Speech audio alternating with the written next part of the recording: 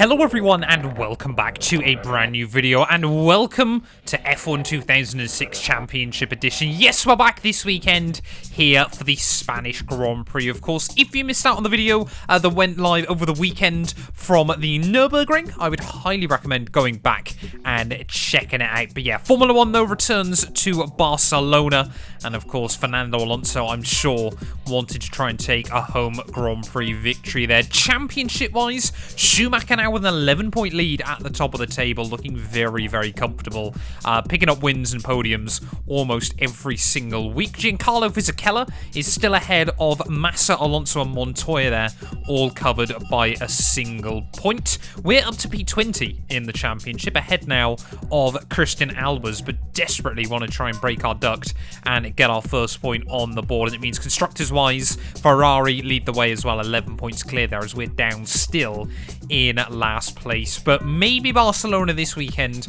can finally be our chance to score some points. 20 laps of Grand Prix racing ahead of us this weekend. But of course, first of all, we got to jump into practice and qualifying. Well, straight out then into free practice one. Kind of quite funny, isn't it, how Formula 1's gone full circle now on the Barcelona circuit. Of course, F1 23, obviously we've finally lost this final chicane. F1 06 was the last season without the final chicane, so yeah, I really do want to know, obviously, what the deciding factor was to implement it, because it never really worked.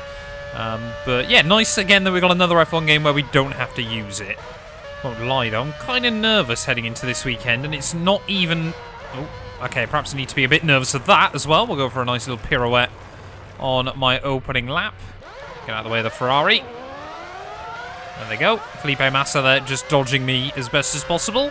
But of course, yeah, I'm pretty certain after this weekend, we head to Monaco. And Monaco on a controller, I'm very, very scared about.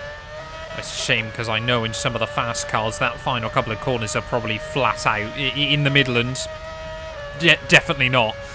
So we're going to have to be very, very careful through there throughout the entirety of the weekend. But yeah, of course, you know, we finished the last couple of races. So hopefully now, of course, you know, we're going to try and continue on getting the results. And of course, you know, if we get a good race of attrition, then maybe points could be possible here. So we're always going to sort of keep my eye, you know, on that as well. But yeah, Midland as well, you know, we're getting more and more happy emails through in the inbox as well. So, you know, the team clearly feel we're getting to a point where we are delivering. Because that was my concern early on this season, that we would in fact get dropped. But no, they held firm with us. Midland have chose to believe, and they want us to become a legend within the team. Can also say, though, in comparison to the Nürburgring, Barcelona seems to be somewhat fairly well modelled inside this game. Most of the elevation change kind of makes sense. Oh, very, very close to that inside wall. But yeah, I feel like, again, we're still very much early on this season at kind of the whim of the AI's pace as well. Kind of decides our fate. But we're getting some good laps in. We're setting pretty consistent lap times. I think, yeah, we're getting there ready for quali. We're at the wonderful Circuit de Catalunya, just outside Barcelona, for Saturday qualifying. The goal at some point in this game is to be the first car that comes out onto the circuit ready for qualifying, but today, once again, is not going to be that day. But yeah, feeling, like I said, fairly confident coming into qualifying. Hopefully we've got, once again, good pace in the car. But 20 laps here at Barcelona come race day Sunday is going to require a lot of consistency as well.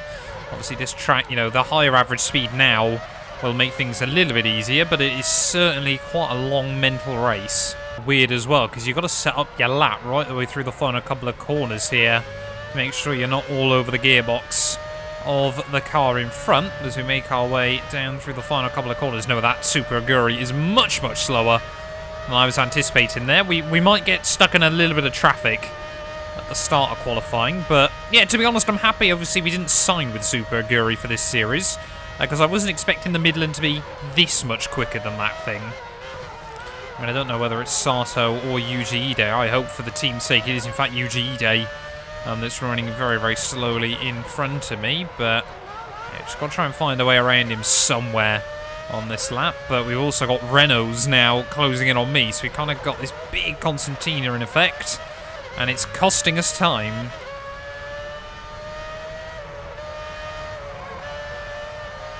Come on, get the run on E-Day now. I think it's E-Day. I believe it's E-Day.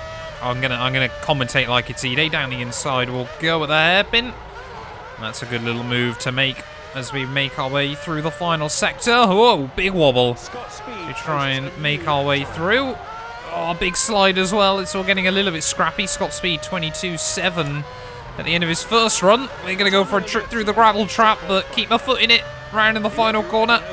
I mean, we're basically setting ourselves up for our second run as Luizzi does a 121.7. We somehow do a 120.9 despite everything going on. Slower cars on the racing line. Oh, come on. So annoying. The blue flags, they need to be more accurate inside this game, because that is stupid. I don't want to alarm anyone, but after the first runs in Q1, both Midlands are inside the top 16. We are admittedly right on the cusp, but Christian Albers has actually gone 2/10 clear of me. Could we get both cars into Q2? Oh! What was that? The car just broke free through the penultimate corner, and that was a very scary incident. We'll come back into the pit lane on 3 wheels, and, well... Oh, we haven't got time now. I'm alright. We're out in Q1. Jacques Villeneuve, of all people, has put me out in Q1 there, but... I mean, we'll see whether the Toro Rossos and the Super Aguris improve, but we were still a long way clear of them. But that wrap really hurts. We weren't even on a lap. We were just trying to set ourselves up. We'll continue in a few moments with the second knockout session, where we'll decide grid positions 16 to 11. Well, that is incredibly frustrating there. P18 on the grid already for the Spanish Grand Prix. I mean, like I said, the fact that we're 7/8 tenths clear of Toro Rosso and Super Aguri there is reassuring. We've definitely got the pace to be fighting with the midfield. But I guess we've just got all the work to do on Grand Prix Sunday. You join us live at the Circuit de Catalunya in Barcelona. This is the Spanish Grand Prix. During the winter, the teams spend a large amount of their time at this track preparing and testing for the season ahead, and as a result, all the drivers are extremely familiar with the circuit layout. It's a fairly technical circuit, and there aren't many overtaking opportunities around the twisting central sections. For Fernando Alonso, this is his home Grand Prix, and there is huge support from the home fans that have come just to cheer on their hero.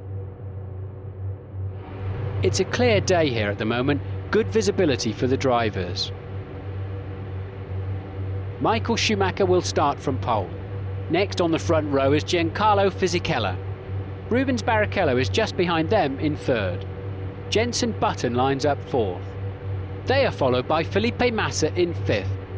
Alongside him is Fernando Alonso. Jarno Trulli lines up in seventh. Juan Pablo Montoya starts from eighth. Well, very, very interesting then at the end of qualifying. Michael Schumacher, the only car sub-120s with race fuel. That says to me that he's not running much fuel in the tank. But Honda looking very, very racy. And I'm sure Alonso gutted to be starting as far down the order as he is. We need to get some heat into the tyres, though. We've got a lot of work to do today. We're seeing the tyre temperatures have dropped off. Make sure to get some heat in them before you start lining up the grid sequence. You've got to get some heat back into the tyres before you reach the final bend of the parade lap. I must admit, I know obviously we have formation laps on the last couple of F1 games, but for so many years, obviously not having them, you do still get that sense of nervousness as you round the final couple of corners here on a formation lap. You know, that pressure kind of builds up as we desperately try and get some heat into the tyres.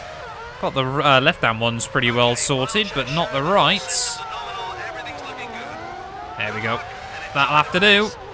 Let's just try and keep it clean and tidy there alongside my teammate on the run in towards turn one. But cars at the front lost a lot of heat in their tyres. Before we're racing, you can really feel the tension. The race is go, go, go! Pretty decent reactions. There's a lot of slaloming around by AI. We'll try and find an avenue down the inside of as many cars as possible. So we head towards the first corner, and look at the window we found. Plowing into the first corner.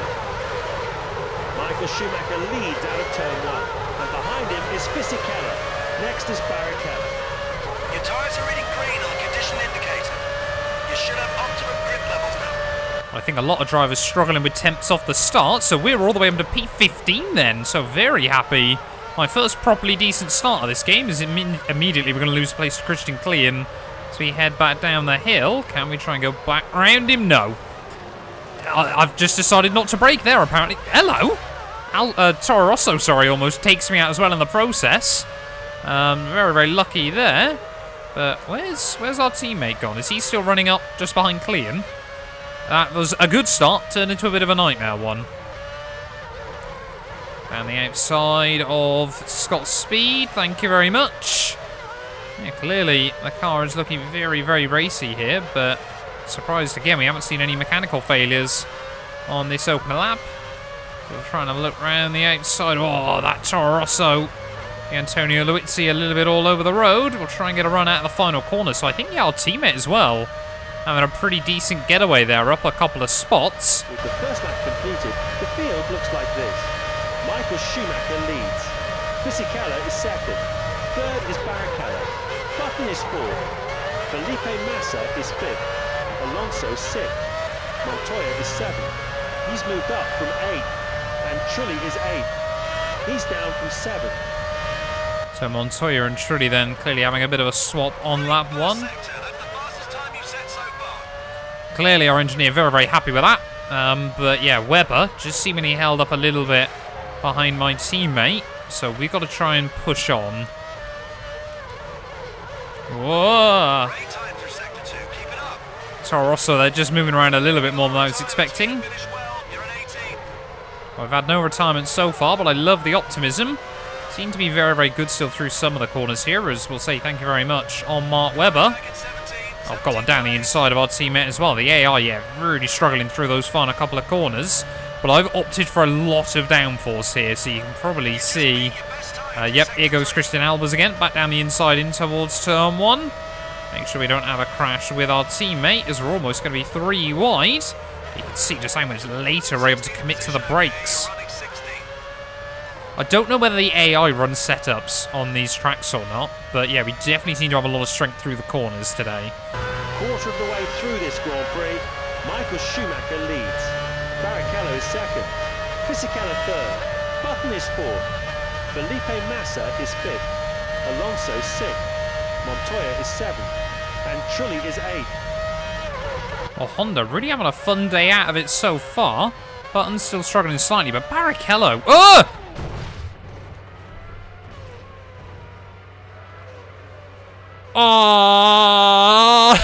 Oh, no.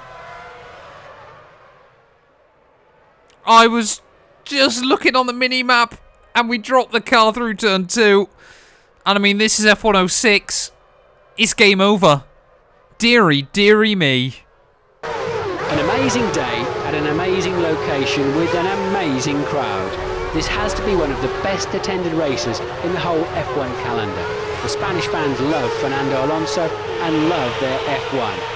It's been a pleasure to be here this weekend, and I have to say a big thank you for all that our passionate Spanish hosts have had to offer. I'll leave you with the thought that in 2 weeks' time, we arrive at the most glamorous location of them all, Monaco. I can't wait. I hope you'll join us there. Goodbye from Barcelona. We'll see you soon. It has got quite a bit warmer here over the last few laps, and the clouds that were threatening rain have cleared. It looks like the sun will be out until the end of this Grand Prix. Clearly Martin Brundle there a little bit all over the show, but it is Michael Schumacher that takes the dub. Christian Albers ended up down in P18 despite the early pace in the car, but that's really not reassuring for us in the bigger picture. I can't finish in Barcelona, and next up is Monaco, so very, very scared about that Grand Prix. Championship-wise, Schumacher now a 15-point lead at the top of the table. He is looking absolutely unstoppable at the moment. As Barrichello now just 1 point off of P3. Montoya and Raikkonen both losing a couple of spots there as well as Jacques Villeneuve. But yeah, I can't help but feel Monaco is either going to be fantastic or woeful for us. But because I binned it today, I am going to be back tomorrow with the next race of the F106 career mode. I'm so sorry. Just a complete lapse of concentration there, and we ultimately really, really have paid the price. Ferrari 16 points clear of Renault still. Honda now 1 point behind McLaren. They really look like they could be quite a threat this season But yeah, we still have a lot of work to do. A massive thank you to all of my YouTube members and my Patreon supporters for their continued donations to help my work. These things go much further than I think a lot of you ever realise and allow me to continue making content full-time here on YouTube. So if you want to support me from as little as £1 a month and be featured on all of these end clips, either click the join button next to the subscribe or head over to my Patreon. There's a link down in the description.